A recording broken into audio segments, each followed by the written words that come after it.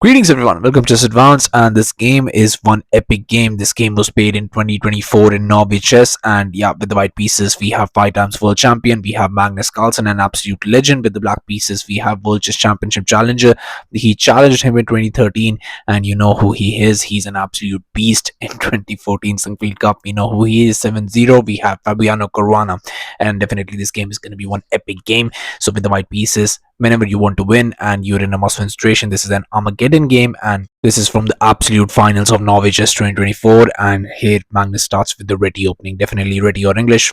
Whenever you want to win, knight to f6, c4, here just p6, knight to c3, bishop to b7, and just d4, and now just e6, a3, knight to e4, knight captures, bishop captures, early trade. But Magnus has something in mind here, just going for e3. He locks in the bishop, doesn't go for an early development of the bishop, but still it's going to be working fine, because he just bishop to e7, just preparing castles, bishop to d3, and just bishop captures, queen captures, castles now, but just castles, d6, b4, and you have to develop the bishop some way. So queen ghettoing it to this very nice diagonal, knight to d7, rook to d1, and just a5. And now just going for bishop to b2, we have a captures, and you could trade, but you know you just traded so many pieces. If you go for a trade now, it would definitely help Fabi, because you know he's low on the clock, but he only needs a draw, whereas Magnus here has to go for the win. So here just queen to b8 by Fabi, but now just comes queen to e4 and just d5.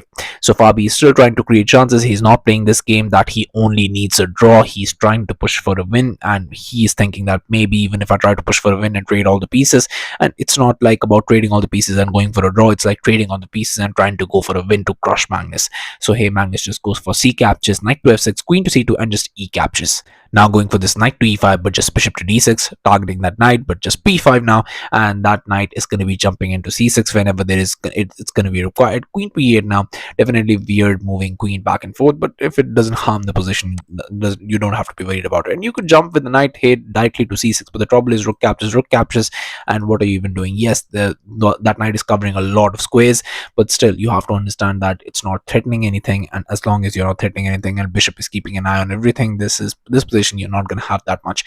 Even if you go for queen to d7, just rook to a7, let's say rook to e8, bishop to a3, asking for a bishop trade. If you trade the bishops, even then it's fine, you can get the rook in. Maybe you can try to start doing something on the queen side, but I don't think it's going to be enough, and Magnus knows it as well. After queen to e8, he goes for rook captures on e8, and after this queen captures, he basically makes Fabi waste a tempo, because you know he came back and forth. Now after trading, now you always have to come back, so basically trolling a little bit. Hey, just rook to a1, now attacking the queen. Now he's going to be taking full control of the a file, but Fabi isn't worried. He's saying that you can get the knight, you can get the rook, still it won't matter, because here the structure is very solid, you cannot do anything. I'm targeting your pawn, are you interested in saving it or not? Here just queen to c6, asking for a queen trade. Well, if you trade in this position, it's not that good. I mean, even if you trade here, just going for this queen captures, knight captures, the thing is it's still a draw, but you have to understand that it's not about the draw as much as it is about, you know, that knight being a pain in your position, basically. So the thing is that even if you get the rook in, maybe what you can do is maybe get the rook. Maybe you can get the rook here, and after this rook to a7. The thing is that there would be some trouble and you'd be stuck defending all the game, so you just don't want that to happen. So here after queen to c6, just queen to e7, basically not going for the trade. But is Fabi going to regret his decision later? Well, who knows, because here just rook to a7 was played, but just h5 now, just trying to create counterplay towards the king side, and maybe, you know, shift all this momentum towards the king side, because you do have all these pieces. You can jump the knight there, you can maybe just trade it, and you can maybe, you know, try and do something there. But the thing is that h3, and now there is no hopes for knight jumping in, but maybe you can just push, maybe do that. But it's just very, I mean, it just looks that, you know, it makes your king a lot vulnerable, and definitely not something you want to do against Magnus. Hey, just rook to d8, but just queen to c1, but now just queen to e6 and knight to c6. Now rook to e8, now just bishop to a3, both players playing waiting moves, and now just going for knight to e4, but now finally this bishop captures, queen captures, and now just going for this knight back to e5. So Magnus is just waiting and seeing that if Fabi will make a blunder, because hey, Magnus has a lot of time on his clock, while Fabi here has just 3 minutes on his clock. So, you know, Magnus is 7 minutes, Fabi is 3 minutes. Let's see who blunders first. Here just rook to c8, f3 now, but just knight to g3, queen to a1, and just f6, kicking the knight back. We have knight to d3, h4 now, and just going for king to f2. And it seems like that knight is a bit too strong, but where are the complementing pieces that will complement the knight to be able to create some sort of threat against the white king? There are none. If you go for the queen, I mean, you don't have any squares to infiltrate. The rook is on a passive square. How do you get the rook in? How do you try to create some chances? It's very difficult to do as black, because still all of these pawns are, well, basically just hanging, and you have to always, you know, take a look take care of them with the rook and the queen and all of these pieces. That's why it's the problem. And even if you're able to get all of this in, maybe get the knight into the game, it's going to be a very amazing position for Magnus. And even though that knight looks scary, it's not doing that very much. Hey, king to h7 was played, but now just comes queen to b1, rook to e8, and queen to c2. So rook to e7 now, just defending that way. Knight to e5 check. And the thing is that it's a very nice discovery by Magnus, but still, again, not threatening anything. We have knight to e4 check now, just saying that, I've just covered up the check. What are you going to do in this position? Just f captures, and we have f captures on e5, e caps on d5 with the check. And seems like, hey, Magnus has something, but absolutely not. Hey, just e4. And a very nice move by Fabi. And the thing is that you could go for a move like queen to c4 in this position, but yeah, your position is completely would crumble. It's just basically a greedy move saying that I want to keep my extra pawn, but sometimes it's not about the pawns, because here comes queen to g3 check, and now your position absolutely crumbles, because after king to g1, queen caps on e3 with a check, king to h2, queen to g3 check, king moves back, queen to e3 check again, king to h2, and just a rook to f7. And now you can understand that rook is just jumping in, and there is nothing you can do. Even if you go for this rook caps on c7 asking for a rook trade, here no sane person would trade the rooks. Here just queen to g3 check, king moves, rook to f2, and there is very little you can do about the checkmate. Queen to f1 you have to play, but after rook captures, king captures, and after e3, yeah, there is just nothing stopping that. And even if you go for this rook, I mean, you can go for rook caps on rook caps on g7, but yeah, that's just basically insanity. But here after e4 we have king to g1. Not Magnus is not going to fall for such tricks. Here just going for queen caps on d5, finally just recapturing that pawn, but just rook caps on c7. So Magnus is able to win a pawn, but the question is, after the rooks gets exchanged and only queens are left on the board, the hardest endgame to win is the queen's endgame. So will Fabi be able to do anything? And also this pawn is hanging as well. It just rook captures or spade, queen captures, but just queen caps on b5. And now what do you even do in this position? Hey, just queen to f4 for spade by Magnus, definitely targeting both of these pawns. And it's like, you want to be able to save at least one of those pawns.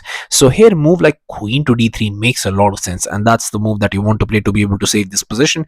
If you go for queen caps on h4 check, it looks dangerous, but here king to g6, queen to g4 check, king to f7, queen to f5 check, king to g8, and after queen to e6 check, you can try to give all the checks that you want to and even capture the b6 pawn. But the trouble is you don't have enough, because here your king and the dark squares, that's what queen loves. Queen caps on e4, e3 with a check, king to h2, queen to f4 check, king to g1, and queen to e3. We can go on and on for all these checks, and there will be nothing you'll be able to do, and I'll be able to get a perpetual either way.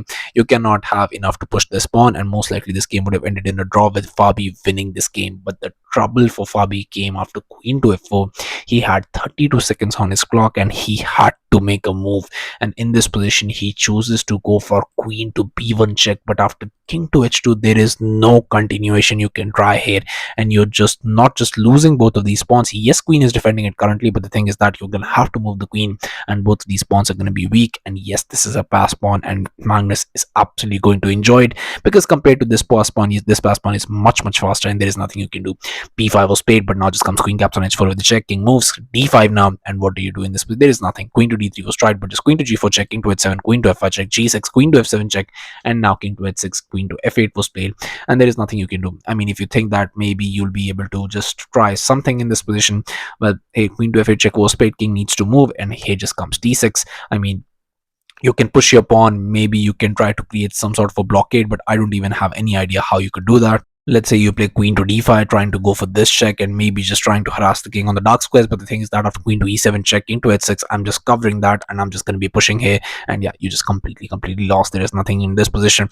d6 was played, but after b4 here, just queen to e7 check, same idea, and just king to h6. And yeah, d7 was played, but it was on this move, on just move 52, that Fabiano Caruana resigned the game, and Magnus Carlsen got this victory in a spectacular fashion, absolutely crushing Fabi. It's not about that one move that he made the blunder. It's about all the moves leading up to that move, because Magnus had the momentum throughout the game, and with the white pieces he never had a chance where he had to think for even 2 to 3 minutes. And when you cannot do that to your opponent, somewhere along the line, when the momentum and everything will shift towards your opponent's side with the black pieces, I mean, with the white pieces, that is Magnus. So I mean, when that opponent will shift, when the tide will shift towards him, and you cannot do that, and if Magnus can, then there is not a lot you can do. And that's exactly what happened. He got low on time. Magnus made sure that he will get low on time, and he utilized it against him in a spectacular fashion, and then Fabi blundered in time pressure. And all I can say is this is definitely not a fluke. Magnus has been doing this to his opponent, and he calculates in all of these things very precisely,